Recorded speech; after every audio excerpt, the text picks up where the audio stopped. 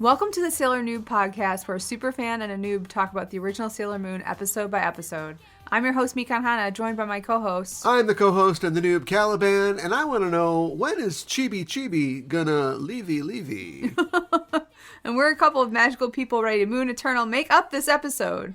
Today we are talking about episode number 187, Kagayaku Hoshi no Pawa, Chibi-Chibi no Henshin in Japanese, and the English translation, The Shining Power of a Star, Chibi-Chibi's Transformation, and the German translation, Gib niemals auf, Never Give Up. I always forget. I always need to look it up because, let's face it, you have the real college try. What do they say college try? Are people in high school not trying? Yeah, I guess not. The college try is you're really trying. That's not true for me and many of the people that I went to college with. What, kindergartners don't try? They're not trying to... It's not fair to the hold other... their pee in? Oh my gosh. All right, so the German title, as you laid it out for us, was Gib niemals auf. Gib niemals auf. Yeah. Okay. Niemals. And that's a very literal translation. Okay, now don't make any German jokes every episode. The Germans would say never give up in a different way, I think. I think that's just a... Or maybe not. I don't know. That seems like a very literal translation to me. Okay. A calque, as they say. A calc? Like a calculated translation? Oh, I don't know where it comes from. It sounds French, doesn't it? Yeah.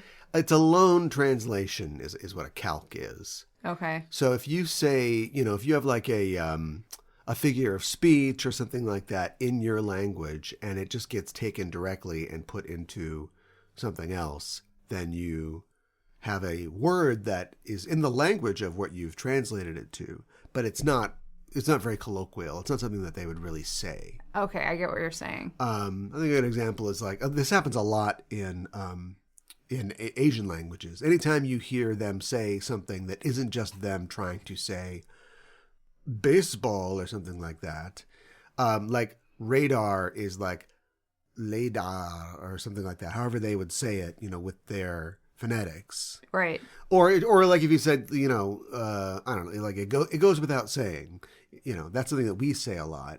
And yes. When you look at it from an English perspective, it's like, that's kind of a tortured phrase, but we just use it as a shortcut to say, I'm about to say something else that's like, well, but I'm going to say this. And so if they used that, they would have something that was just literally 1, 2, 3, 4, like whatever the words were to say that.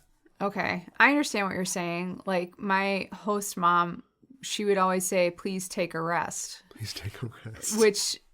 Well, not necessarily wrong. Is that something that Japanese people would say? I think that's probably a saying that they would say. Oh, okay. So it's sort of like a calque for in English. Yeah. If they just have they probably just have a word for take a rest. Yeah, right. Take it easy. So. Okay. Yeah, all right. Well, there you go. Yeah. See? You can learn some things here. Yes. You can learn.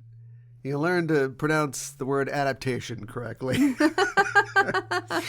Amongst other word-related things. That's why people come here. That's what they want. Yes. And that's why they join our team of Senshi on our Patreon. And we have a new patron. Oh, wow. He's actually been with us for a week or two. We didn't get a chance to talk about it, I think, on the last episode. But Fandom Casual has joined us at our outer Senshi level. So welcome, Fandom Casual. It's great to have you aboard. And when you become a member of our Senshi team by going to patreon.com/Sailor Noob, you get access to, is it embarrassing in a good way or embarrassing in a bad way? I think it's in a good way. Oh, yeah? Yeah, I do. An embarrassing amount of content. Like, oh, I'm so modest and I'm ashamed to have so much content. Or is it embarrassing like, do something with your life. Stop making podcasts. It could be both. You know what? You get to pick. You're the one that's paying. But we have half a dozen other podcasts that cover anime, other topics like Japanese cinema, the works of Studio Ghibli, Neon Genesis Evangelion, the live-action Pretty Guardian Sailor Moon, and more, all available when you join our Patreon at patreon.com/Sailor Noob. Think about it. won't you? Also, think about leaving us a comment on Spotify. I understand that not everybody's a Spotify user. That's fine. Yeah. I don't really use it much myself. I have this program. It's an Android program. I've used it for years. If they ever stop making it, I'm in a lot of trouble. That's how I get my podcasts. And I've never given them a dime.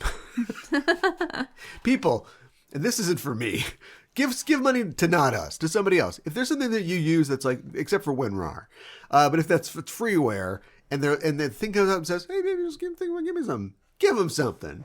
Yeah. You got $1, you got $5, just give them something. You never have to do it again. You said, I did it. I paid at the office. If they later, fall apart or worse, get bought by a different company and have all the good stuff stripped out of it, well, then it's not your fault. But anyway, I just noticed like the things that I like that are not as, well known or as popular as other things that suddenly disappear. I'm like, oh, that's a shame. It's like, yeah, well, you never gave a single dollar to it. So shouldn't feel too bad about it, I guess. I suppose. I lost Google Podcasts, and I was sad about that. That Google giveth and Google taketh away. I know. So now I'm listening to my podcast on Spotify. Well, good. So. Then you should... Where's the comment from you? Interesting. Interesting. Oh, I but should luckily, leave a comment, huh? Despite Mika's laziness, we do have some comments on Spotify this week. A couple of comments for our last episode, 186, Chibi-Chibi's Mystery, The Big Noisy Chase.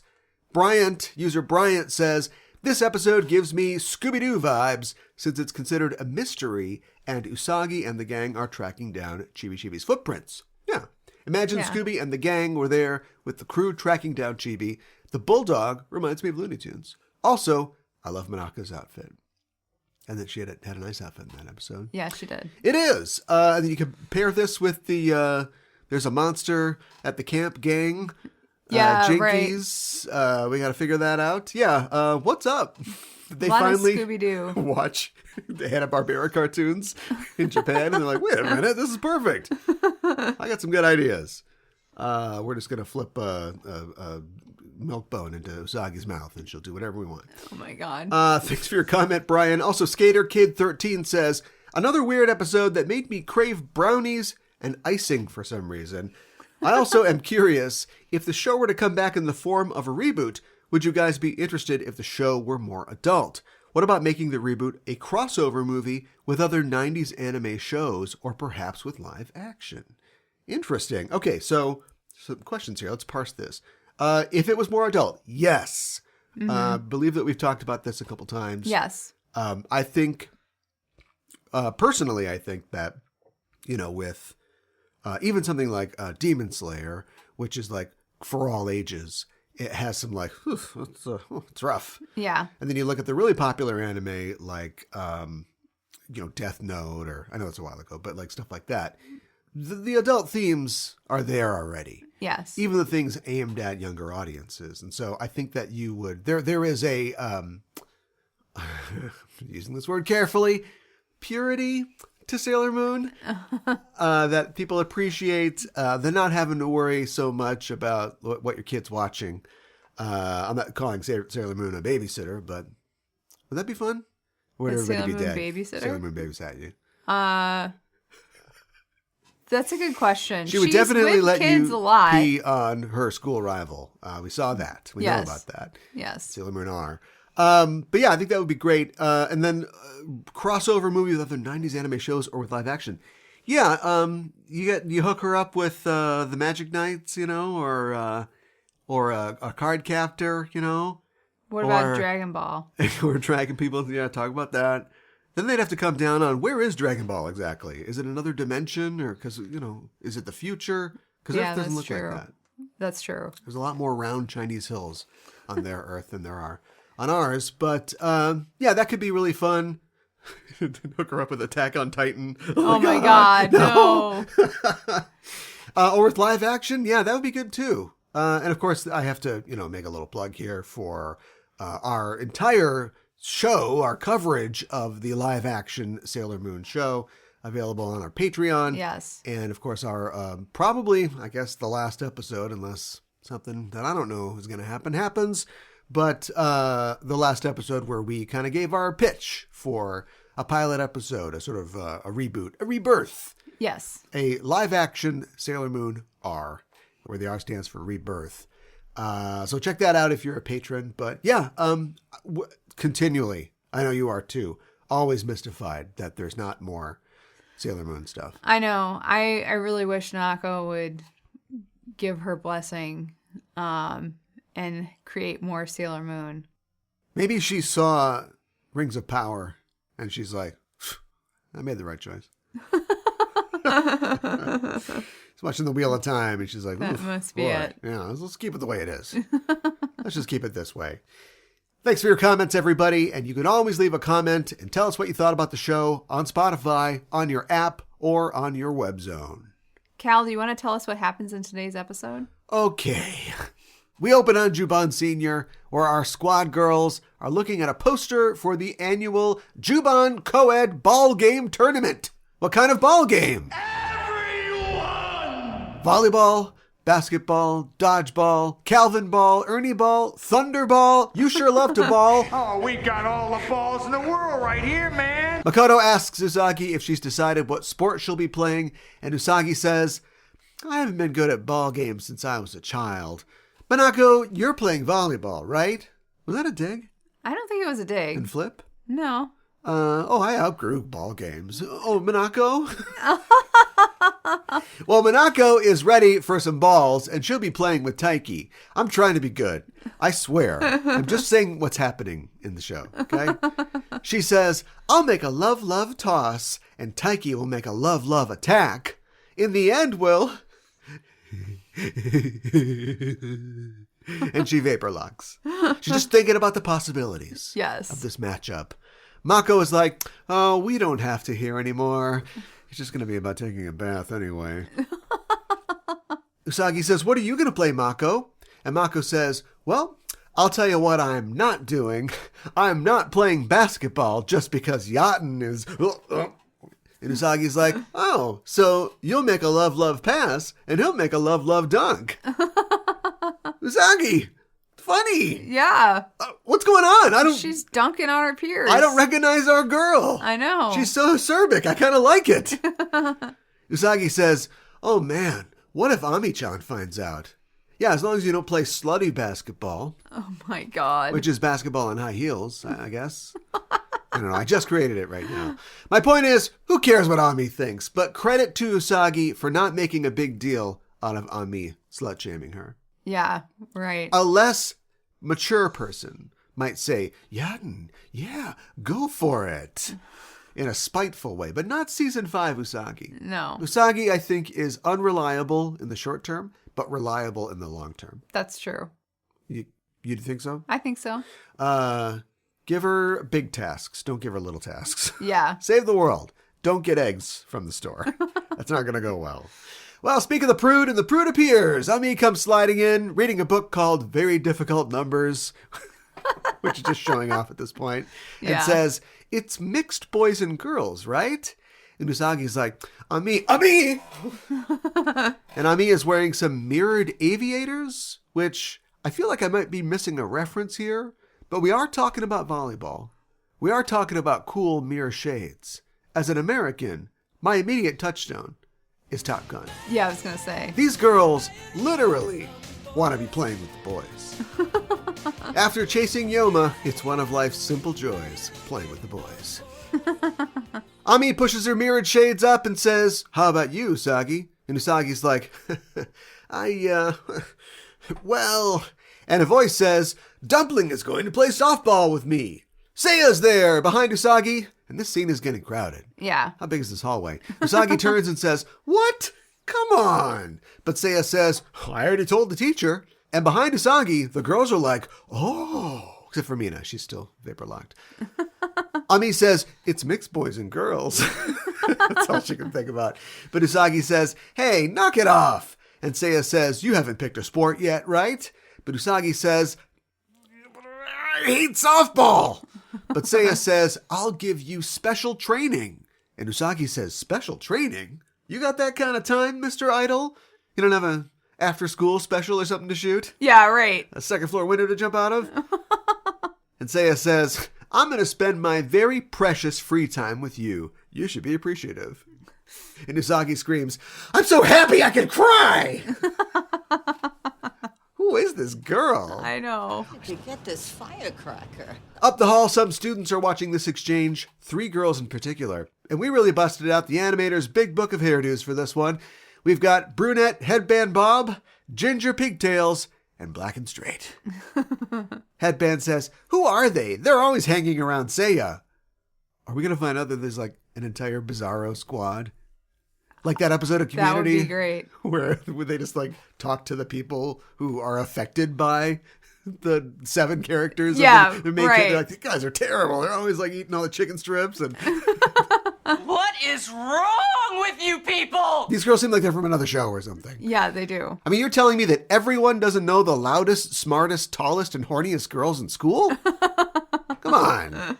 Pigtails is clutching a handkerchief, and she says, "I can't stand it." And we'll never get the story on that handkerchief. No. Although I did notice that it's monogrammed. And I Okay. forgot to zoom in and see if it said like SK. What's that stand for? Seiya Co. Okay. Like Charles Foster Kane or something. Isn't like a big plot point in a lot of plays and shows that like, this handkerchief. This monogrammed It's handkerchief. monogrammed as, Lady Fartbutt. Oh, were you with Lady Fartbutt? Right. On last summer's Midnight's Eve? Wait, Summer's Eve is, that's a different thing. Okay, anyway, the point is, she's really upset about this. She says, "I can't stand it!" And black hair doesn't get a line. But we hear, "Please stop it."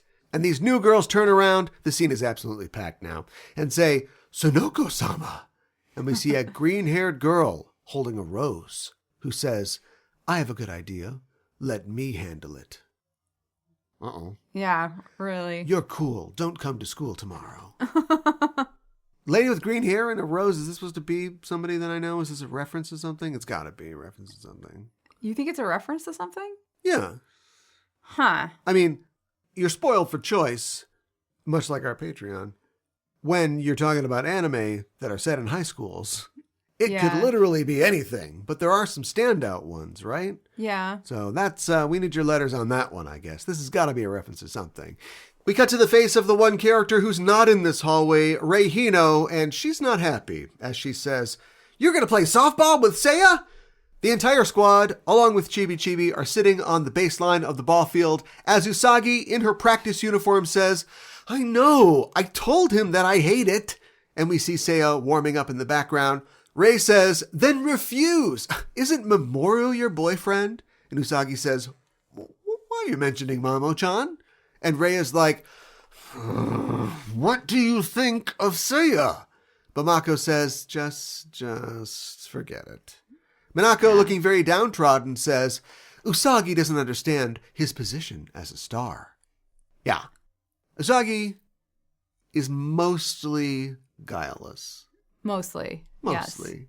If food is involved, bets are off. If maybe some lady who wants to buy Mamoru's car is sneaking around Mamoru, then she's going to be telephoto lens looking at what's going on there. Yeah, for She's sure. not very good at it, though. No. And season 5, Usagi is about as straightforward as we've ever seen her, I think. I think so too. I know that these freaks, her friends, can't understand personally, apparently, how guileless she is, but you think that they would get that about Usagi by this point. You think that they would? Maybe the hormones are just full tap now and we're just, having to deal with that.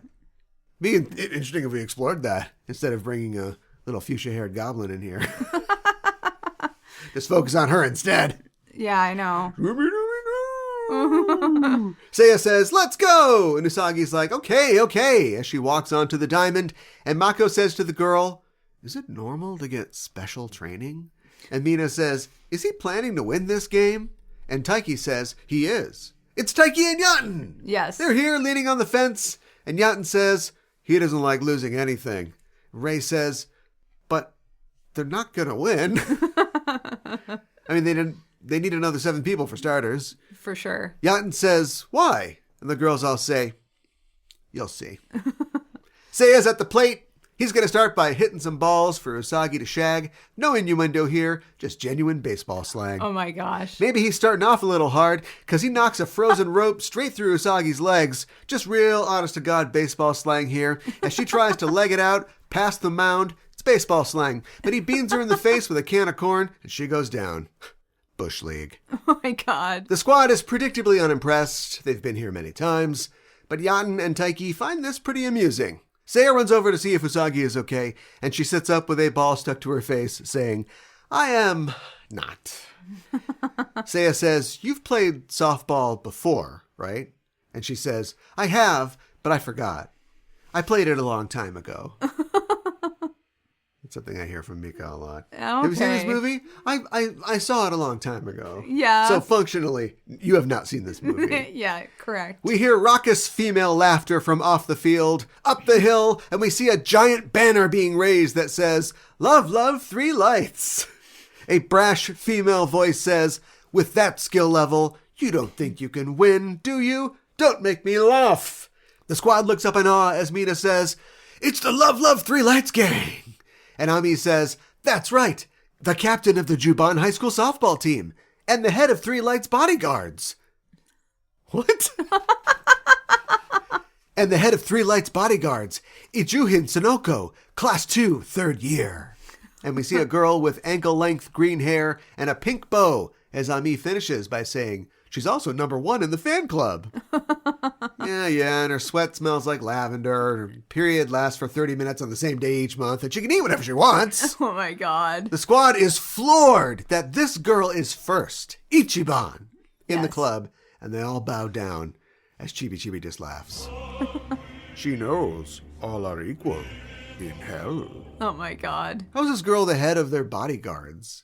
Great question. That's what it said. I don't know. After school, she puts the little radio in her ear and takes on these mirrored sunglasses, and she's like, one person only, please. Move on.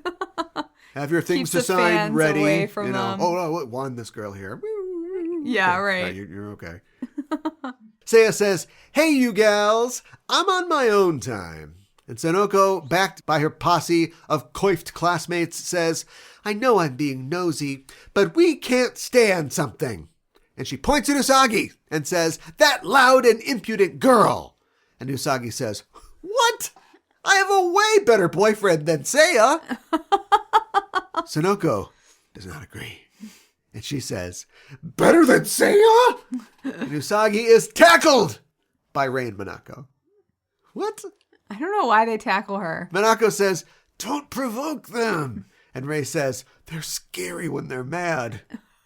Girls, you're supposed to have her back. I know. You know, I appreciate that you're not just, you're very powerful. And you're not just, crescent beaming them through the frontal lobe. But maybe some of that sailor scrappiness belongs in your civilian lives. Yes. Sailor Scrappiness. That's Chibi-Chibi's nickname. Nice. Sonoko says, we'd be willing to keep quiet if Seiya was with a nice lady.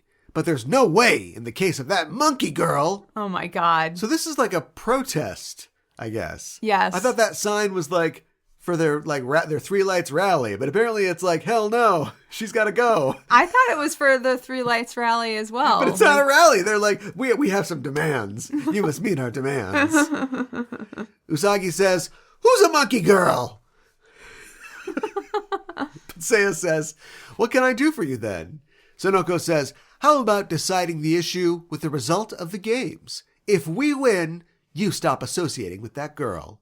And Seiya says, what if we win? And Sonoko says, then we'll accept your relationship. And right there is where they messed up. I mean, the writers in this case. Let me show you how to do a bad news bears bet. Okay. You see in these sports movies, where our hero team sucks, but they have to beat the evil corporate team that's going to buy the ballpark or whatever. Right. The evil team, they need to have an overwhelming institutional advantage, right? Yes. The dean's son is the captain, or the bank is backing them, right. Or they're Monstar aliens, right, etc.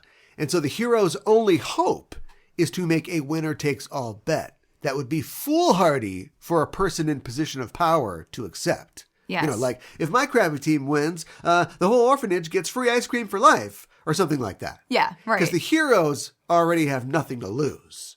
Right. So they're like, I'll bet my $1 against your $1 million that, you know, a kangaroo can win a boxing match, right? Right. And then they'd be like, haha, fine, right? And you stand to win $1 million, they stand to win $1.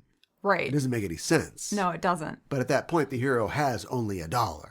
And so that haughty, arrogant, evil team accepts the deal because the very idea that they would lose is laughable to them. It's but in ridiculous. reality, they're trading their material advantage for a matchup based on feel-good movie logic. Yes, right. Where the hero kid will hit his first and only grand slam. Yeah. Or we can prove that there's no rule saying an orangutan can't play water polo or whatever it is, right? Yeah, right. So Sonoko has just offered a wager unprompted against people who are already scared at her and are bad at this sport. Yes. And she doesn't realize, though, that her name's not on the show.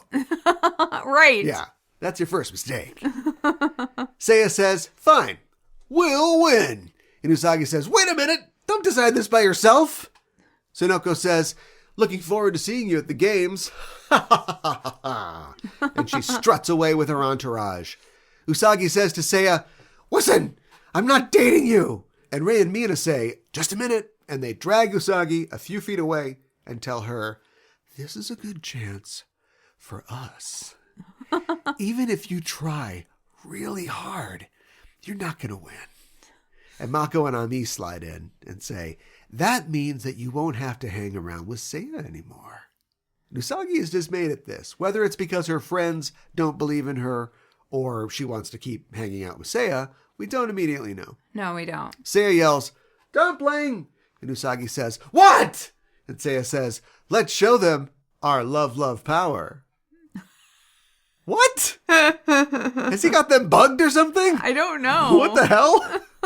You missed the cutaway where he was in a tree. Or she was in a tree. Listening. You have to transform to spy on people. Yeah, so. you're right. There's this woman in a tree at a high school. Totally normal. Seiya says, let's get back to training, as the squad cheers. In the space room, from her throne, Queen Galaxia says, Sailor Aluminum Siren, haven't you found a real star seed yet? And Siren says, we. And Galaxia is like, we? I mean, yes? And Sailor Lead Crow says, what Siren is trying to say, but Galaxia says, I'm not asking you. I won't tolerate incompetence. Got it? And Siren says, yes, I understand, mistress. The sun is going down, but on the practice field, Seiya is still putting Usagi through her paces as Chibi-Chibis are on. Now that's how you do a Chibi-Chibi joke. Yes. Usagi collapses on the field in exhaustion, but Seiya says, get up! Aren't you angry? And Chibi-Chibi says, aren't you? He says, she called you a stupid girl, unworthy of me. And Chibi-Chibi's like, Chibi-Chibi? Usagi from the ground says, she didn't say stupid. Seiya says, do you want to break up with me? And Usagi shoots through her feet saying, I'm not dating you! Seiya says, well, you got a lot of energy left, huh? Here we go! And dusk becomes night as eventually Usagi and Chibi-Chibi rest on a bench as Seiya hands them some canned tea drinks. Seiya sits and says, pretty good workout, huh? And Usagi says, too hard for a pretty girl. She looks up and says, pretty stars. And Seiya says, all life in the galaxy has a shining star within itself. It's kind of like the Force, but legally distinct. It's a legend from a faraway country. Far, far away and long ago. We all have one, including you and me. Chibi-Chibi says, Chibi-Chibi? And Seiya says, of course you too. You're going to get some proof of that in about 3 or 4 episodes. Chibi-Chibi laughs and Seiya says, the stronger the light, the more they shine. Which, yeah, that's how lights work. He says, yours shine very brightly. Usagi thinks for a second, and then she's like, nice line. Is that how you pick up girls? And Seiya says, I'm serious. And she says, so you're approaching me seriously? She is kicking she's butt. in a Howard Hawks movie. I know. And he says, no, listen. I like your light, so I don't want to lose this game. And Usagi says, oh, it's impossible. She's the captain of the team, an ace pitcher, and the cleanup batter. Even I can see how good she is, and I hate cleaning. I don't know how she knows these terms, so I had to put a little thing in there. Maybe she doesn't. Seiya says, don't give up. If you do, it means that you've lost before you've even played. And Chibi-Chibi says, lost. And Seiya says, Chibi knows. I'll tell you. I hate giving up. And Usagi smiles as she looks back to the stars. And she says, hate giving up. I like the sound of that. It's the day of the Juban Senior High School ball games, and the announcer tells us that things are coming to a climax. I wouldn't touch that with a 10-foot pole. The announcer says, what are you doing? And we hear a squeal of feedback, followed by the voice of Minako saying, the final game will feature first year class 1. And we see Usagi, Seiya, and their team, followed by class 2 third year, led by Ijuhin. And we see green hair and her team. Which side will the goddess of victory smile upon? And by the way, today's report is delivered by school idol Minako Aino with her special guest. And we see Rei, who says, Rei Hino. We also see the real announcer tied up behind them. Yeah, I know. Outside the school, we see Coco Michelle and Macaroni. And Coco says, do you really think a star seed is here? And Macaroni says, of course, a teen softball star. And Siren says, softball. As she eats a potato chip. Macaroni says, stop eating when you're listening to somebody. Do you want some? Hey, do you really understand the situation if you don't show results? But Coco says, I'll worry about that one later. Her companion says, oh boy, okay, well, I'll take care of it, and I'll bring back a star seed, so wait here. The game is in full swing, and we see Sonoko's team pop fly to center field as Usagi runs to catch the ball, but it bounces out of her glove as Minako calls, another unforced error by Sakino. Rei calls, there's no sign of special training. From the mound, Seiya yells, don't worry about it, Dumpling, go get him. Why is Usagi in center field? I don't know. Right field, a first base maybe? Yeah, it might be better for her. Nothing in baseball is easy, but that's a little less, a little taxing. less skill. Yeah. Required. Yeah. It's not going to matter if Seiya keeps throwing heat, though, as he has retired the last of the batters. It's 0-0 on the top of the 6th as Ijuhin Sadako steps onto the mound for the pink team. It's starting to look like a pitcher's duel as both teams are scoreless, and that continues until the last inning, which is this inning now, the 7th, because they're only playing to 7. It's softball. But what's this? It's begun raining. Rei announces a short break, and everyone runs back inside the school. By the footlockers, Usagi apologizes to Seiya for making so many errors on the field, despite her training. And Seiya is nice about it. He doesn't say, You were just a turd out there. You couldn't kick and you couldn't run, You're just a turd. Seiya says, don't worry. And Rei says, cheer up. Rei and the squad stand by as Makoto says, you don't want to lose. Ganbatte. And Minako says, yeah. And Ami says, ganbatte. So it's mixed boys and girls? Yes. As well. Rei says, I won't let you have a date with Seiya, though. And Mina's probably like, and showers count as baths, so watch yourself after the game. Oh my god. It's always about baths. Usagi says, everyone. I love how everyone could just mean, oh, I love you guys, and it's so great that you're here. Yes, it can totally mean Speaking that. of language-specific things, apparently you can just go, Mina! And yeah, that just you means, can. Oh, I love you. Thanks for this birthday party or whatever it is. And Chibi-Chibi tugs on Usagi's shorts, and Usagi kneels down and says, are you cheering me on? Oh, you have to go to the bathroom. Okay. Seiya says, Dumpling, let's win. Usagi takes Chibi-Chibi to the bathroom, and while she's doing her business, Usagi stands in the breezeway asking herself if it will stop raining. A voice says, it will. And Sonoko is there. She says, I'll be up in the last inning, and I know Seiya's pitching style. I'm hitting it right to you. As the rain falls, Usagi says, I might not be able to catch it. I'm not good, even after his training. And I think you think about Seiya as much as I do. But I'm not going to lose this game. For Seiya and for myself. Chibi-Chibi pokes her head out of the bathroom. Oh, I hope that's chocolate. And Usagi says, God. All done? Sonoko says, Sakino, let's do our best. And Usagi says, yeah, come on, Chibi-Chibi. And as they leave, Sonoko says to herself, I'm not going to lose this game. She shines. But a voice says, you shine more. Everybody's finishing each other's Sandwiches. in this episode. Yeah. Yes. Sonoko spins to see Macaroni leaning against the wall. Usagi and Chibi-Chibi hear a scream. And Usagi says, Chibi-Chibi, wait here. And runs off as we see a waterlogged Coco walking through the hall. Usagi pulls out her compact and calls, Moon Eternal Makeup! As she begins to transform into Eternal Sailor Moon. But Coco Michelle sees the whole thing. Yeah. Where's a phone booth when you need one? Yeah, I know. Aren't phone booths famously 90% glass? They are. What the hell? What class was Superman in back on Great Krypton? question. We don't want this kid. Not very smart. Coco thinks, that shine. Maybe she has a real starseed.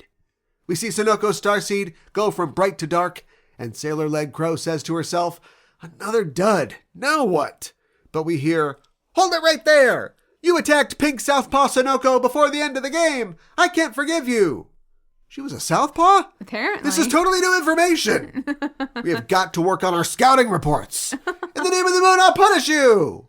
Lead Crow says, again? You'll be charged for interfering in my business.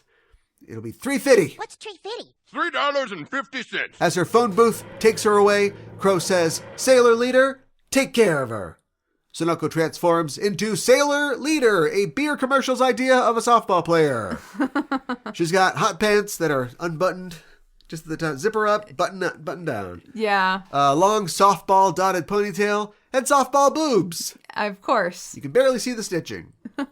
She throws a bat at Sailor Moon that embeds itself in the ground and her feet, and she says, let's have a match, Sailor Moon. And Moon says, let's do it on the field. But Leader goes into her wind-up and says, the time for talk is over, and pitches a ball that becomes mini balls that streak past Sailor Moon as Sailor Moon grabs the bat and runs in the opposite direction. She turns and yells, no dead balls, please, and swings with the bat, sending a line drive straight into Leader's face, knocking her to the ground. How the hell did she do that? I don't know. What's going on here? What's all the competency? I know. All the social aptitude? Yeah, right. And the flirting. Oh, the flirting. Sailor Moon says, now, Sailor Me. But a bolt of energy knocks her staff from her hands, and we see Sailor Aluminum Siren standing on top of the building as she says, wow, you have a real starseed. No wonder I couldn't find it.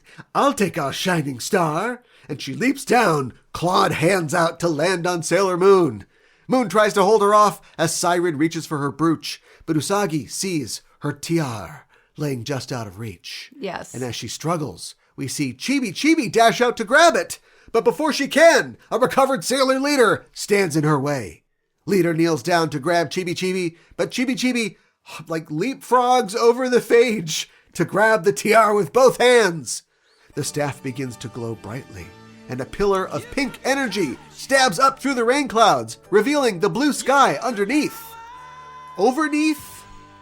Overneath? The sky's above the clouds. Yes. The clouds are in the sky. Yes. It's underneath. Yeah. From this perspective. I think so. But it's overneath. In reality, we see an image of a glowing pink butterfly, and we see the faces of the Senshi, who look struck as they say, what is this feeling? My heart is hot. My arm is tingling. This light is. And we see the faces of the starlights as Seiya says, it's the birth of a new star, the princess. We see the eye of Sailor Galaxia, who says, the light which will change my destiny, sleeping on this rural planet. We see the image of a dreamlike starfield and the form of Sailor Moon floating through it as she says, so warm. The image of Chibi-Chibi appears before her, and she says, Chibi-Chibi, you're a sailor soldier too? And we see that Chibi-Chibi is in a little Fuku uniform, gloves and all, as she smiles at Usagi and says, Chibi-Chibi? They reach out their hands to each other, and when they touch, a pink light glows between their palms. Sailor Moon says, a new power, a very gentle wave. Is that your title? New power. Gentle wave. It should be a title. I stole it. Yeah. Yes, gentle man. It's more of a body high. Sailor Moon says, Chibi-Chibi do. Who are you? The glow fades and the sun has come out as Sailor Moon and Chibi-Chibi Moon reappear. Sailor Aluminum Siren says, Ooh, such a scary face. Quel horror. But it's not going to work. Sailor Leader, get them. Leader raises some kind of spiked softball. I wonder what that's going to do. Yeah. But we're not going to find out because Chibi-Chibi says, Chibi-Chibi, Sailor Moon. And Sailor Moon gives us a brand new attack, the Silver Moon Crystal Power Kiss. Yes. The CPK. Yes. Oh, CPK. CPK? I miss CPK. What's CPK? California Pizza Kitchen. Oh, yes. Go in and get your Thai chicken pizza. That was good. Yeah. I liked CPK. 2-for-1s. Yeah. Good stuff. Yeah.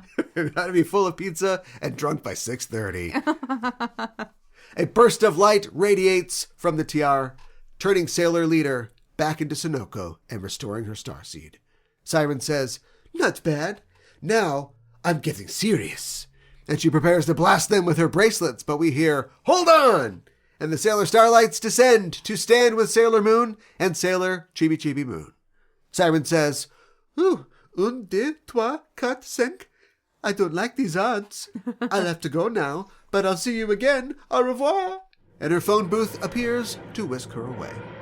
Sailor Starfighter asks Sailor Moon what happened, and she says, "Well, I don't actually know." And plain old Chibi-Chibi says, No. The rain is gone, and the game is back on, as Seiya dings one out to put the 9th grade class on the board. But the game's not over. As the sides switch, the senior class is on the field.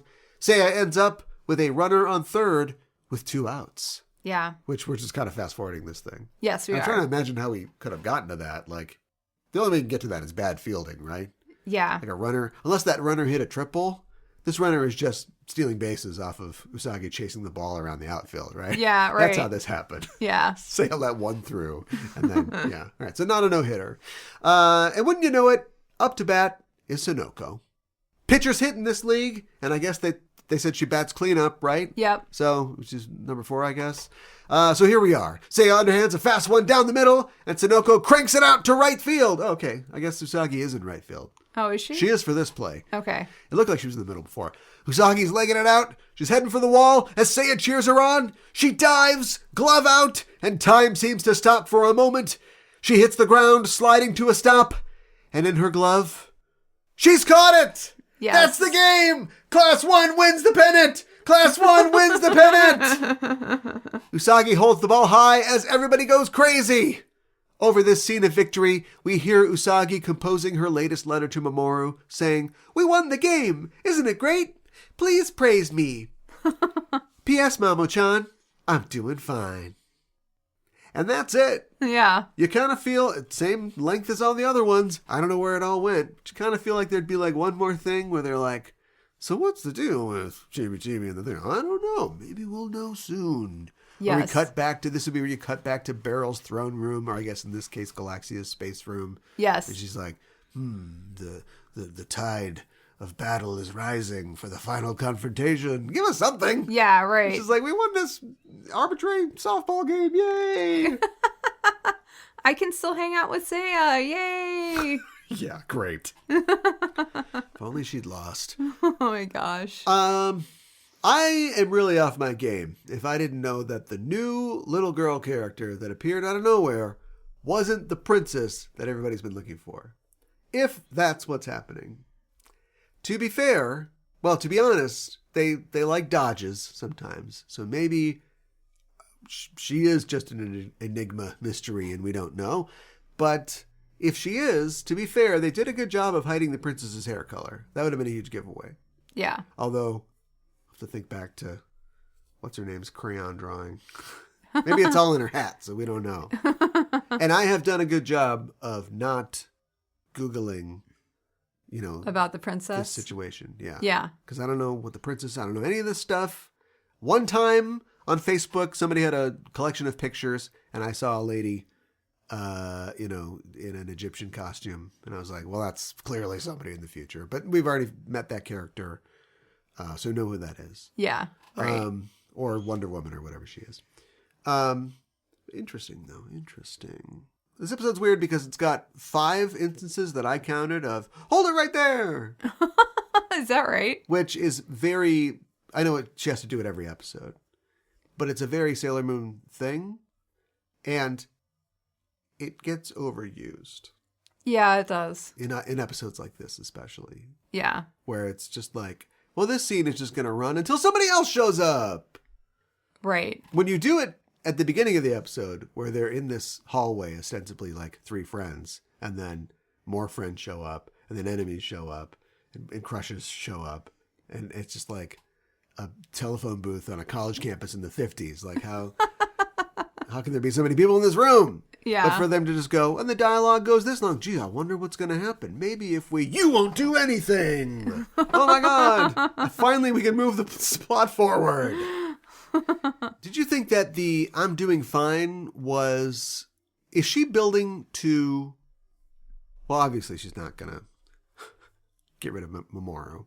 No. She might go to his closed casket funeral later. Where is Mamoru? I know. Do you think that she is building? It seems like, okay, forget it. I'm not going to ask you a question. Don't talk. She's building to a full, fully realized personal agency, self-esteem kind of thing, right? Yeah, I think so. Because she's like, I'm doing fine. And she's not doing fine. Maybe we're going to toy with it still, but she's not doing fine because she is outgrowing her silly relationship with Mamoru, right? Right. He's going to come back and they'll get together. But we can still have maybe she'll be a little less codependent by the time he gets back. Yeah, we could still have that. I don't know if a teenager can be codependent, but her whole like, where's my boyfriend? I love him, I love him, I love him, I love him. Right? Yes. And we've talked about it before. We don't want to stick a dagger in the heart of the entire show, but it's a little like, why is he with her? A little bit. What is he? Other than the fact that they're star-crossed lovers from millions of years ago. Yeah. Why are they together? Maybe they could just correspond. They could be Just Facebook be friends. Yeah. Yeah. But he's going to come back. And maybe, check this out. Maybe we needed him to die in the ocean. Maybe we needed him to go for her to grow. Reach this maturity. Yeah. At least I could see that. Now. Yeah. She'd get it after the divorce. Oh my God. In that alternate timeline. Oh my God. I think it's probably good. Every show's got to have an episode where everybody plays baseball. The baseball episode is kind of the beach episode of American sitcoms or dramas. They do it in Deep Space Nine. Yeah, I was thinking of Deep Space Nine. They do it in Fame. In Fame. Funnily enough, that episode written by the same writer. Arrested Development, Bosom Buddies. I'm just guessing that it happens in Bosom Buddies. That seems like a Bosom Buddies plot point. It does. Should I now explain what Bosom Buddies is? You can. I know what Bosom Buddies is. Bosom Buddies was a sitcom. It's kind of like, what if the restaurant scene in Mrs. Doubtfire was an entire series? Yeah. With Tom Hanks. Yeah. And Peter Scolari. Exactly. Yeah. Actually, wait a minute. What if we found out that in this episode, where 3 characters are constantly changing sex, there was a bunch of Bosom Buddies references. You know, if at some point, like, you know, Mako was doing the dishes and she's like, I don't care what to say anymore. Just say, what? Oof. Gotta know a lot about early 80s sitcoms to make that one work. What do you think about Sonoko basically having her own fan club for the 3 lights, banner and all? She's part of that is the club, the entire fan club, the official fan club. Oh, this is the official fan Unless club? she has started Love 3 Lights as a side project. I believed, and now maybe I'm wrong, she is Ichiban in the fan club. No, she is Ichiban in the What fan she club. should have done was whip out her ID card for the fan club, and then we go, oh my God, because we had that scene with all the girls when they showed their cards. Yes. So the person that wrote this episode doesn't watch the show, which is sad. It is sad. And the writer is the guy from DS9. That's the answer to that.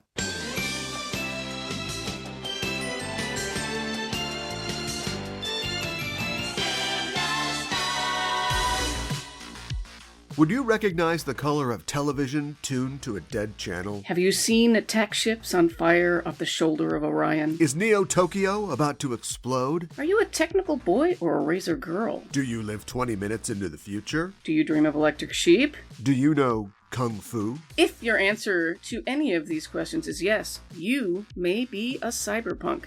And your only hope is Mona Lisa Overpod. On each episode of Mona Lisa Overpod, we try to answer the question, what is cyberpunk? By diving into the movies, TV shows, and literature of the genre that takes a hard look at the future we're living in today. Mona Lisa Overpod is available wherever you get your podcasts. Jack in with us as we punch deck and snow crash our lawnmower? Man? Oh man, you had it right up until the end there. Hack the planet! Right on.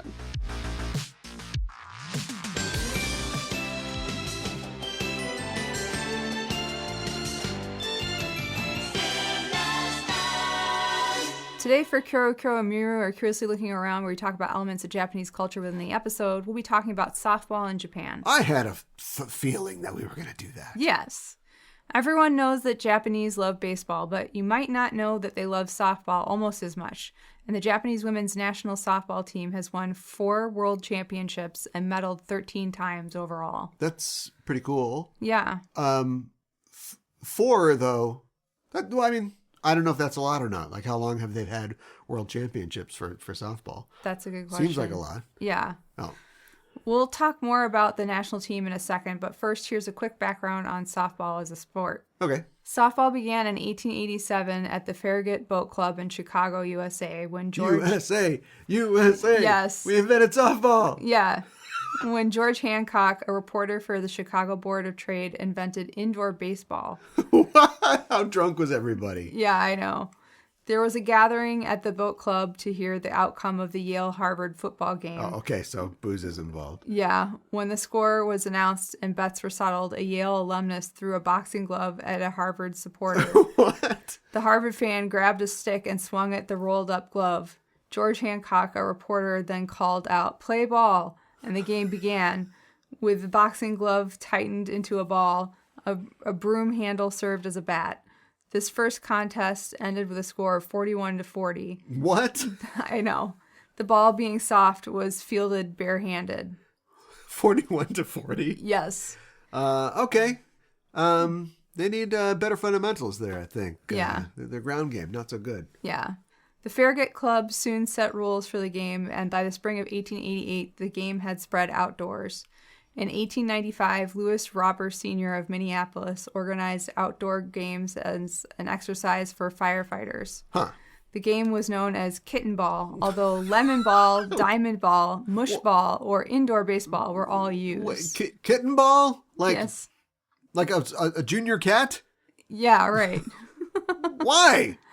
I don't know. Because it's soft? They're not using a boxing glove still, right? I don't think they're using a boxing glove still, but... Did you get an official... Oh, this isn't an official Everlast softball. Yeah, right. / boxing glove. Right. The name softball dates back to 1926 when the name was coined by Walter Hackinson of the YMCA at a meeting at the National Recreation Congress. Ooh. The sport became organized in the United States in 1933 with the formation of the Amateur Softball Association of America, or ASA. The sport was originally played by men and did not become popular with women until the formation of the ASA. So that was 33. 33, yes. Okay. A tournament held in 1933 at the Chicago World's Fair spurred interest in the game. By 1936, the Joint Rules Committee on Softball had standardized the rules and naming throughout the United States. All right, knock it off with this kitten ball stuff. It's softball, okay? Softball spread slowly to the rest of the world, with perhaps its biggest push coming from the American servicemen playing and teaching the game during World War II. Yeah, the Joint Rules Committee is rubbing their hands together. Yeah. They're like, guys, I got great news. Softball is going global. Yeah. Right after all of these people die. Oh, my God. Since then, the game grew rapidly and is now played by more than hundreds of millions of people around the world. As for softball in Japan, the Japan Softball Association, or JSA, was established in 1949, and in the same year, JSA held the first National Japan Women's Softball Championship and became a member of the Japan Sports Association. A pre-existing association for sports. We haven't talked about that, have we? Yes. And I don't think we've talked Japan about it Sports before. Association. Okay. Then softball became an official sport of the National Sport Festival, the biggest sporting event in Japan, resulting in a national recognized competitive sport. They would have loved kittenball. They would have. That's too bad. Yeah. It's too bad that name didn't never stick. made it there. Yeah. JSA. Or lemon ball. Or lemon ball. To be fair. Yeah. Oh my gosh.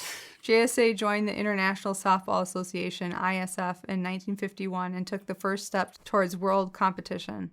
The regional governing body for softball started as the Amateur Association of Asia, ASA Asia, with the formal adoption of its constitution by representatives of 7 national softball associations, namely Hong Kong, Japan, Malaysia, Philippines, South Korea, Singapore, and Chinese Taipei. The first Taiwan. Yeah, Taiwan. The first Japanese women's softball league was founded in 1968 as the Japan Softball League. Okay. In 1994, the league's first division expanded from 8 to 12 teams and adopted a postseason. What? Okay. What'd they do before that? They're just like, well, season's over. Good game, good game, good game. Yeah. Who was the winner? I don't know how they decided who the winner was. They just round robined each other, and then when the season's over, it's over. Because the postseason is when you figure out who the real champion is, right? Yeah. You've only got 12 teams or 8 teams. So out of 8, I guess you can't really, who the best team beat everybody else. But normally you would have, right? You'd have people qualify for the playoffs. So there's, like 8 or however many or 4, and then you go down from there, and then the finalists, play in the big shebang and figure out who the best is. Yeah, that's true. Huh. In 2021, the league announced a new top-tier women's softball league, the Japan Diamond Softball League. Ooh. All 12 teams from the first division and 4 teams from the second division joined in the new league. The other remaining teams in second, third division, and several fresh teams formed from the reborn Japan Softball League. Oh, okay. So this is like the minors. Yeah. But are they, okay. So are they connected? Is this like a professional organization? That's a really good question. The Diamond League sounds like there's money there. It does sound like there's money there. Yeah. The Diamond League is an industrial league where most of the teams are owned by major companies, and many players are their company's employees. Okay. So the No Diamond Japan Softball League isn't necessarily minor league, but all the money's in the Diamond League. Yeah, I think so. All right. Many foreign players are also signed with Diamond League teams. Well, that's cool. Yeah. What do you do? Oh, I play softball For in Japan. Yeah. Oh, okay. The Japan women's national softball team is the national team of Japan in international softball competitions. It is governed by Japan's Softball Association. They are currently ranked number 2 in the world by the International Softball Federation. The U.S. is ranked number 1, and Puerto Rico, Taiwan, and Canada round out the top 5. Wait, Puerto Rico, Taiwan, and Canada? Okay. Yeah. Incidentally, the top 5 men's baseball team ranking is in order: Japan, Mexico, the U.S., South Korea, and Taiwan. USA. I know. I don't know what happened there. We've got the bronze. In 4 Olympic Games since 1996 until 2008, Japan has won 2 gold medals, a silver medal, and a bronze medal. Oh. Okay. Well, that is good. Yeah. So softball's been in the Olympics since 96. Yes. Japan won gold in 2008 and in 2021. In the top 4 nations at the Olympics, Japan is the second most successful national team, followed by the United States, and beating out Australia and China. Huh. Japan's national team has also won 4 women's softball World Cups, including this year's competition in July, sweeping the number 1 ranked United States team in 3 games. Oh, USA. Yeah. In this year's World Cup, Japan had the best batting average at .331. Huh. The best era... You just say 331. Oh, 331. Yeah. Sorry. The best ERA, 1.23. That's the earned run average. It's a pitcher rating. Okay. The lower the better with the ERA. Okay. That's 123. That's pretty good. And fewest walks. Superstar shortstop Kyoko Ishikawa, the tournament's best hitter, had a .600 batting average. Just says you batted 600. Yeah, she batted 600. Followed by Hotaro Tsukamoto, 471, and Ayana Karaji, 429. Those are some big numbers. Yeah. For the Japanese, women's softball was added to the Olympic program in 1996, but was removed after 2008. Oh, interesting. I wonder why it was removed. Yeah, I know. I wonder. It made the return for the 2021 Tokyo Olympics. Oh, I wonder why it came back. But was once again removed for the 2024 program. Huh. It will return, however, for the 2028 Los Angeles Olympics. Okay. But the games will be held in Oklahoma City, Oklahoma. Oh, because of facilities? I guess so. Okay. There's like 3 ballparks in Los Angeles, aren't there? I know. Or do you need like a special softball park? Well, there you go. Okay, looking forward to that because that'll be the big rematch, right? Yeah. On the grand stage between the U.S. and Japan. Yeah, Japan for going sure. for that number 1 spot. Japanese softball practice is very intense, and even professional foreign players find themselves struggling to keep up when they first arrive. Huh. Practices can last for over 6 hours a day and involve constant drilling. Japanese teams bow to the field before every practice and game, and they have deep respect for the game. The large corporations that own professional teams put a lot of money into development specifically to create the best athletes and win championships. Huh. Making money off the team is a secondary concern. Softball in Japan plays similarly to baseball in Japan in that there is more small ball, less emphasis on power, and greater reliance on off-speed pitches. Yeah, small ball, yeah, that just means like, it's not all like home run derby. It's like getting on base, sort of eking it out. Sure. The game in Japan is more structured and less based on feel, flow, and instincts than in other countries, which can sometimes be frustrating or perplexing for foreign players. Baseball is still king of the diamond in Japan, but men and women of softball, especially the National World Cup champion team, are continuing to do amazing things in their own sport. Well, that's cool. And it's interesting that I guess I didn't know that softball started in the 1880s, but I mean, I guess that makes sense. A lot of things were happening then. Yeah. Women can't play, though. How are you going to get a bustle around those bases? And then it makes sense that it, spread because we had our GIs everywhere. Yeah. But then, of course, they're like, a different kind of baseball. Interesting. Yeah. Let's put that in there. I don't think, the rules of softball aren't that much different, though, are they? No, the pitching's different. Usually you play less innings. There's a couple, I don't know if they have the infield fly rule or whatever, but there's a couple different things, but. I played softball when I was a kid. Oh, do tell. I was not very good at it. Oh, do tell. I basically joined because my friend was doing it. And I did it for 2 years. Can you peer pressure yourself? I think I did. I should do this. My friend is doing it. Yes. And then one day my dad had a friend who was in an amateur baseball league. Okay. We went to one of his games, and a ball came flying up over the fence and hit my sister in the head and ricocheted off her head and hit me in the head.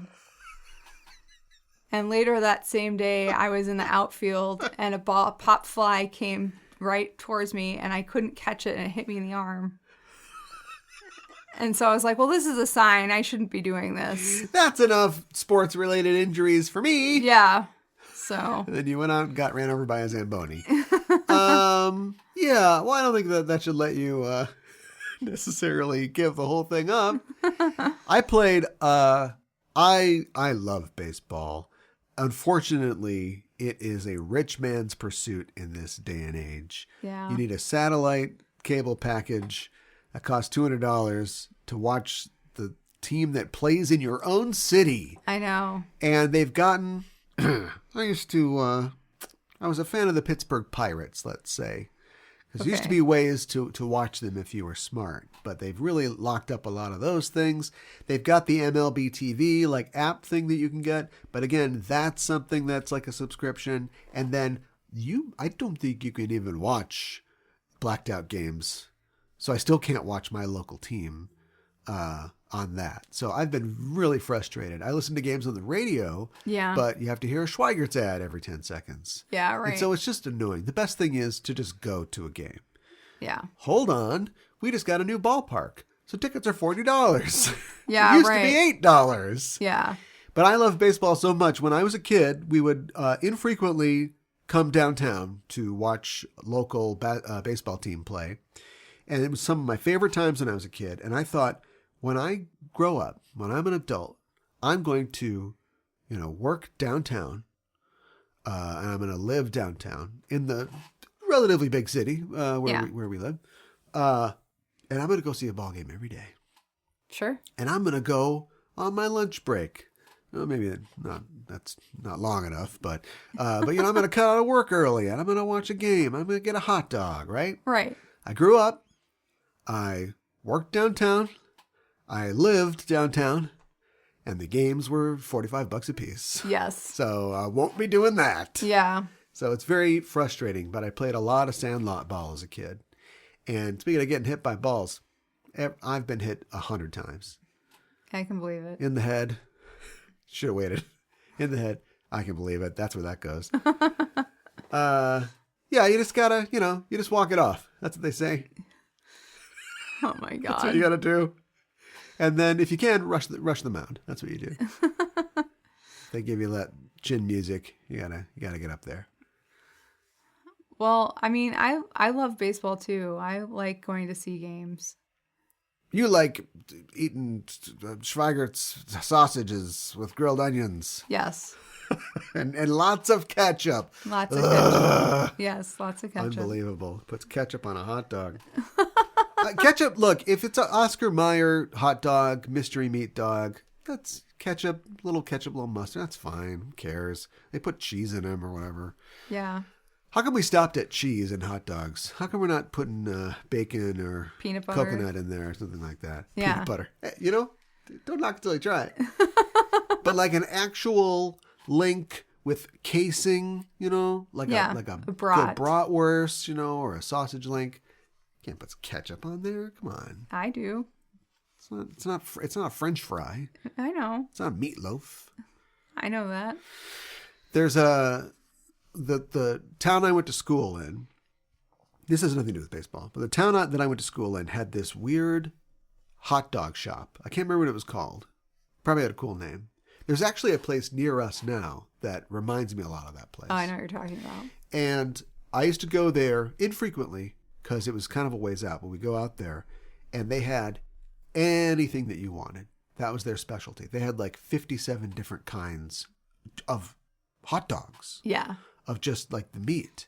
And you had a card that was like a Dewey Decimal, file. What do you call the library? Remember libraries? The card catalog. Yeah. Wow. I feel like I'm roaming the wasteland with a staff. This is some lost knowledge that will die with me. That you could get with your name, and then you could be all the hot dogs that you tried. So every time you come in, on June 31st, I had, this kind of, the Vienna sausage. So you didn't, repeat yourself. Okay, sure. And they had the poppy seed buns and the sport peppers, the jardinera. They had all that stuff too. So nice. Yeah. Never got through all 57. And then I went back there later to that town, and it was gone. Oh, no. Yeah. Not in this economy. Oh. They must have held firm on the ketchup thing. And the city shut them down. Oh, my God. Life, liberty, and the pursuit of putting ketchup on your own hot dog. Speaking of food, Ichidakimasu with Usagi. What did Usagi eat in this episode? There's no unique food in this episode. Yeah. There's some cold drinks and some potato chips. Yeah. It's weird. Yeah. It's about softball. Have we had a baseball episode? No, we haven't. But we've talked about baseball. No, we haven't. Why do I know about baseball in Japan then? I don't know. I feel like we've talked about baseball. But anyway, Maybe that was on our live action show. Maybe. Well, anyway, but still, there's got to be, there's food and snacks and doing the cheers and the shouts and stuff Of like course. that. I feel like, I don't say they half-assed it, but they're like, you get it. They've got to do sports. That's what we're doing this week. It's sports. Yeah, it's sports. The villain, the monster is sport-themed. I feel like they could have had a little bit of like Cracker Some Jacks snacks. or something like that. Yeah. Yeah. Well, anyway, all right, potato chips, great. What kind of potato chips does Sailor Aluminum Siren eat? Seaweed flavored. Pizza. Pizza flavored.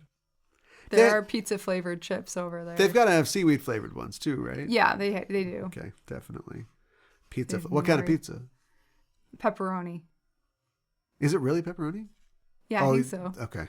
I feel like you're wish casting here. Because pizza flavor just means tomato and cheese, right? Yeah. And then a little spice, a little oregano or something like that. Yeah. Okay. Pizza flavored chips. That is somewhere I cannot go, I think. They're not too bad. Don't knock them She's till had you, them. till you Oh, tried no. them. Okay. One of us. So the phage in this episode, in my sub, they called her Sailor Leaguer. Oh, that's probably right. I don't know. And leader is wrong. I think maybe they called her different names. No, that's unless it's leaguer is probably not a word in Japanese, right? Probably not. Because what does that even mean? It's not really Yeah. a word in English. It's not. And so if they spelled it phonetically, maybe the person was just like leader. Oh, leader. They're saying leader. Okay. That's Yeah, what they wrote probably. down. Okay. I mean, because she is a leader, but it doesn't. That's not what the focus is Yeah. of the aspect of the monster. Right. Okay, leaguer. Okay, Sailor Yeah. Leaguer. So Makes sense. yeah. Her design. She has pink skin and has yellow star on her belly button. It's not. It's like a piercing, right? You think it's a piercing? Well, it goes with the whole what if they played softball at Hooters kind of look. I don't know, maybe she has a star instead of a belly button. I don't know. I don't know. She wasn't born of woman, That's true. right? Yeah. She's a star child. Have the other monsters had belly buttons? I've not been paying attention. I don't think so. Ooh, is it like, do the girls have, when the girls have gone to the beach, Yes. have they had belly buttons? I don't remember. I don't remember either. Because it's possible when Sailor Moon is transforming and she's naked, but she's like a Barbie doll, does she have a belly button? I feel like It could be a censorship thing. it could be. There's the famous story of the Star Trek episode where they go to a belly dancing bar, and the belly dancer had to have like a little toy, a little jewel thing in her belly button because we couldn't show a belly button. Are you serious? Yeah. And then later on, when Gene Roddenberry did the pilot for his show Genesis 2, which didn't become an actual show, a character played by Marianne Hartley had 2 belly buttons. Oh my gosh. Because she was an alien. But Gene Roddenberry's like, I'm making up for one. That's one for me. Oh my god. I got so many stories like that. But please, tell me more about this softball playing strumpet. She is wearing a red top with blue and gold shoulder pads that have a red spike coming out of them. The shirt puffs out at the elbows in blue and then is white until the wrists with red stripes. Her boobs look like softballs. I don't know what to tell you. It's a softball bra. It's a soft bra. And she's wearing blue short shorts with black knee pads, white knee-high socks with red stripes, and blue and red cleats. Yeah. She's wearing a baseball helmet with a red spike coming out of it. She has red hair, and she has several softballs wrapped around her hair, so it almost looks like a softball braid. Did you talk about, yeah, it is. Like, it's like, I don't know if this has any practical use, but because her hair is like kind of orangish, right? Yeah. And it's at her, she's like, looks like Loki because she's got a little hair at the top and then she's got this long queue in the back, but out of the end of the queue sticks a little bit of orange. Yes. So it is like a sleeve. Like her hair is in a sleeve. If you took the sleeve off, there would be more hair, presumably. Yeah, presumably. Yeah, it's a lot going on. Did you talk about her face? No, I didn't talk about her face. She's got eye black, but it's like her entire eyes. So it looks like she's got like a raccoon. I didn't notice mask on. that. Yeah. And then she's got two little Alice Cooper things that come down her cheeks. Oh my gosh. Yeah. There's things happening here. Yeah, there's a lot going on. Yeah.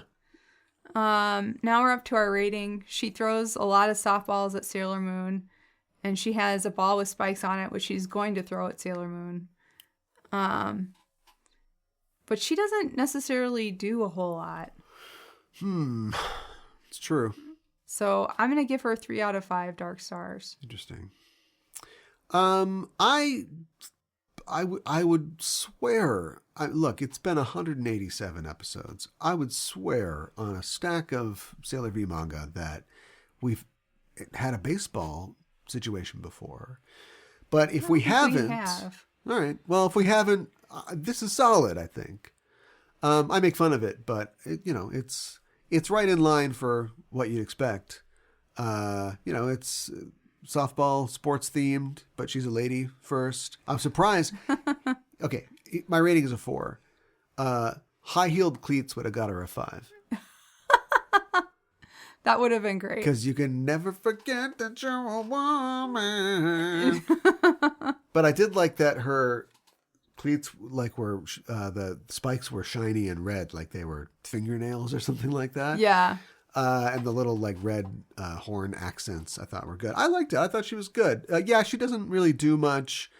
But it's weird because she is technically Led Crow's phage. You're right. I don't know if this matters. But then Led Crow pieces out, and then Siren starts ordering her around. And she's like, okay, whatever. So yeah, takes orders well. That's true. She's a team player. That's true. And I thought it was a solid design. Maybe we would have seen some more. Here's a mistake. Throwing your bat, good move. Not having it come back to your hand like Mjolnir, because then Usagi picks up her bat and does something active for the first time ever in the show. I know. So maybe she just wasn't ready for the girl that makes the bet that is definitely going to get her not what she wants, and the Yoma who comes out and gives weapons to the bad guys. They thought that they were safe on this show called Sailor Moon, but it turns out that Usagi, if she digs down deep enough within herself, can catch a fly ball. And also can hit a ball at a monster that's trying to kill her. That's true. And they underestimated her. They did. They made a mistake. But big time. Other than this episode, I'm sure we'll go right back to being completely incompetent. So, but I think it's a 4. I think it's solid. I'll take a 4. Okay. I do have some trivia for this episode. This episode marked the first appearance of Sailor Chibi-Chibi Moon, as well as the Holy Moon calques, Moon Power Tiare, and Silver Moon Crystal Power Kiss. Okay. I'll take your word for it. I'll take your word for it. You know what I need? Definitely in World War II. Maybe in World War I. Be a small deck. In World War II, they would distribute to soldiers playing cards that had playing cards on one side. On the back, they had silhouettes of airplanes. Okay. Mostly enemy airplanes, but probably some Allied airplanes. And that was to help the soldiers get into their minds what a plane looked like. Not like, oh, it's got wings. I mean, like, whose plane it is, what kind of plane it is. Okay. So if you're in the field and you see a plane fly overhead, you can go, oh, that's a Messerschmitt 334 or something like that. Okay. So we can report back, to headquarters and give them the intelligence. If you just go, it's a plane. Well, like, is it a British plane? Is it an American plane? Is it a German plane? What kind of plane is it? Right. I need that for the Sailor Moon accessories. I do too. So you go, full house. And by the way, that's the Moon Heart Love Sunday Machine or whatever it is. Like, that way I can know what they all are. Assuming they have different silhouettes. Maybe they could just be the actual picture of whatever it is. I think they could be the actual picture of what I it gotta get is. to work on those. Yeah. Right now. I need to do that too. Who's that Sailor Moon accessory. It's the Rebel Yell. Now we're up to our rating. I love that Minako and Rei took over doing the commentators for the softball game. I love the girls cheer on Usagi and tell her to do her best in the game. I love that Usagi wants to do her best in the game and she doesn't want to lose. I like that Usagi caught the ball that Sonoko hit. This was, I feel like, a pretty strong episode in a lot of ways. I'm going to give it 4 out of 5 roses. Huh, nice. I thought it was less strong. 1 point less strong. So I'm going to give it a 3 out of 5. There is, look, formula and formulaic, right? Yeah. Everybody does the baseball episode. But what do you bring to the baseball episode? Right? Yeah. And I felt like they brought a lot of stuff that they didn't capitalize on. And when I see that, oh, we can have like, bitchy rival girls why haven't we been doing this the whole show? We should have been. Well, no, not necessarily. I mean, you got 5 girls in your group. Maybe you just want to focus on them. But suddenly there's like, another group that's like, get away from he's our man or whatever. Yeah, right. They brought this out. If you're only going to do this once, then what do you got? Oh, nothing. You don't have anything really. They just challenge them to a ball game, and then literally the girl literally goes, you know what? You're pretty awesome. Yeah, right. That's it. I was expecting some more hijinks. Where are the hijinks? Yeah, there should be more hijinks. The A story should be that Usagi's trying to win the game. The B story is that Mina has taken off her nurse costume. Hold on, everybody. Oh my and God. put on her Batgirl, not that kind of like Batboy, Batgirl costume. And so she's trying to get everybody Gatorade, but she keeps spilling on them or something like that. And then she bumps into the bats, and the bats all fall down, blah, blah, blah, blah, and the helmets are falling. Get some hijinks in there, Yeah, that would have been They set it up fun. where like Ray and Mina do the thing where they're going to announce the game, but I think that was just to save on voice actors. Like they didn't do any like funny calls, or No, you're right. they didn't keep like screwing it up, or like, oh, that's a bad miss, or anything like that, And then there's no food. Come on. Yeah, you're right. So that was all playing in the background, and you think, well, you can sacrifice things if we've got something important happening. And the important thing happening is the introduction of Sailor Chibi-Chibi, Yeah, you're right. even though we've already had a Sailor Chibi, but whatever. Yeah, But that takes place like that. it does. It's just like, whoops, I touched it, bing, bong, boom, I'm in. Yay, I'm Sailor Chibi-Chibi. Yeah. So you didn't even need time for that. So again, I ask you, I know this is 22 minutes long, but it feels like it's about 10, maybe 12 minutes long. Yeah. Like my life just disappeared as I watched this. And then I got to the end and I was like, oh, that was it. But before I get any meaner about it, I think I'm going to stick with a 3. Okay. But I'm a little disappointed. That's fair. I wanted more from my baseball episode. Yeah. The 7th inning stretch. Do they do that in Japan? That's a good question. I don't know if they do that in Japan. Actually, they're probably stopping after every up to sing a song or do a dance or something. Probably. The most well-rested players on earth. They're like, oh, they're going to dance? Okay, just sit down. Oh my gosh. I was spitting there. The tobacco? Well, then I'm not going to use tobacco. They use chewing gum or something like that? Not even sunflower seeds. It would be like soybeans or something weird. The Japanese have come up with something weird Edamame. to just chew it on seaweed or something. Oh my gosh. We have to do it in a weird way. My English title is Home Run, Job Well Won. That's good. Yeah. Solid. A solid title for a solid episode. Yeah. Not exceptional though. It's softball. It's baseball. It's a similar tradition. I don't know if there's crying in softball, but I would assume there isn't. And also this episode, for some reason, focuses on our little baby child, Chibi-Chibi. So I thought the best title for this episode would be Win One for the Nipper. Next episode, we are talking about episode number 188. Kyofu e no Shotai, Usagi no Yaken Hiko in Japanese, and the English translation, Invitation to Terror, Usagi's Night Flight. Invitation to terror? Yes. An invitation to terror. And a night flight? Yes. Huh. Well, I literally can't figure out what it's going to be, but it seems like it's going to be a little intense. It does. Although the last 2 episodes have promised us a big reveal about Chibi, and we literally just learned, yeah, also she has powers. Yeah, right. Because of course she does. Yeah.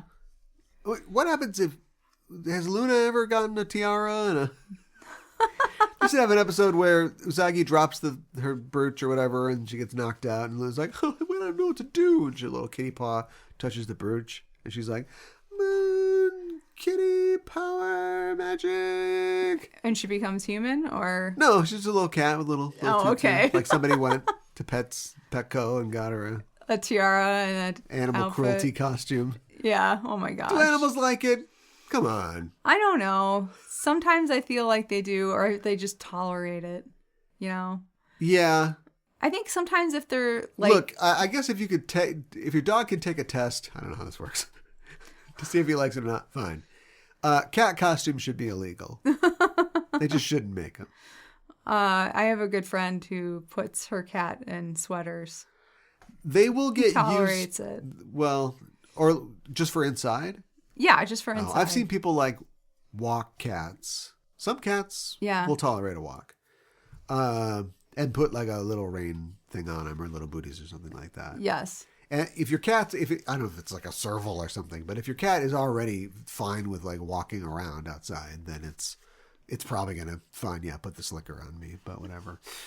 Okay. Yeah, I guess some cats could be like, I don't get this on. Actually, it's warm. I think I'm probably going to stick right here. Yeah. It's fine. I think if it's warm and comfortable. Be a sweater cat. Yeah. I'm a sweater cat. Are they already long-haired cats? My friend's cat is a long-haired cat. It is? Yeah. So it's like, I can't tell the difference. I'm already wearing one of these things. Yeah, right. Is this Angora? Nice. Thank you. An Angora cat sweater. Some people should have their money taken away. Oh my gosh. Listen, we don't want that. We don't want that for you. But we do have a store that sells items and merchandise related to the work that we do here at Sailor Noob and at the Just Enough Trope Network. It's at justenoughtrope.com threadless. No, I screwed that up already. It's justenoughtrope.threadless.com. And that is our store. I believe we have a sale on right now. It is $13 for t-shirts and some other items. And so, nice. Yeah, if you feel like spending a little money, putting a little Sailor Noob merch on your body, go check that out at justenoughtrope.threadless.com. Well, that's our show for this week, and the Name of the Moon will be punishing you next week with another episode of Sailor Noob. R.I.P. CPK!